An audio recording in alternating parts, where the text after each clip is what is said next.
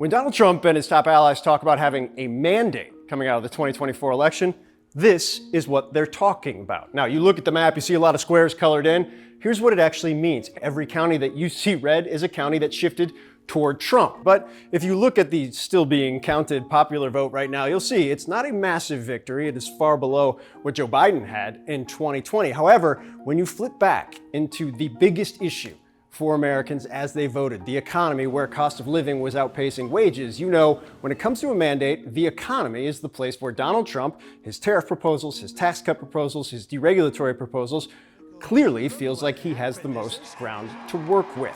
When you look at the counties that were most deeply impacted by cost of living, this will show you where you see darker counties, that is where the cost of living simply outpaced the wage growth over the course of the last several years. You look at where the counties are darkest, where they had the most acute issues with this, well, they look familiar because some of them are those blue wall states: Wisconsin, Michigan, Pennsylvania. Now, what's most interesting about this is this wasn't just a battleground phenomenon. In fact, if you come over here into the northeastern area, you see places like New Jersey, New York, Massachusetts, New Hampshire. These are all states, obviously, that Democrats not only won, but have long been Democratic strongholds.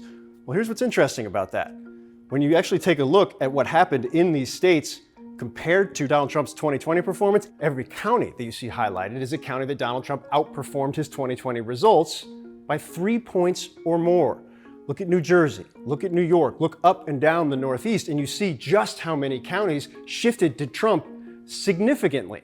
That was a significant story of this entire election. No, he did not win New York or New Jersey or Massachusetts or New Hampshire, but voters moved with him. This wasn't a battleground phenomenon. This wasn't a red state phenomenon. This was an everywhere phenomenon. Now, on tariffs, which will be central not just to the economic policy of the Trump administration, but also how he operates in national security, how he operates in bilateral relationships, it is clear that Trump has major goals that economists say wouldn't actually help on the cost of living basis. How that nets out will be critical on how those voters view Trump's perceived mandate. It is very clear that a traditional Democratic bloc of voters, and while they're not monolith, certainly election after election after election, large majorities of Hispanic voters have gone towards Democrats, shifting away from that party towards Trump, mostly because of these numbers. Concern about the economy and the belief that, based on Trump's first term, he is the better steward of the nation's economy going forward. That was critical in the election. That is critical to Trump believing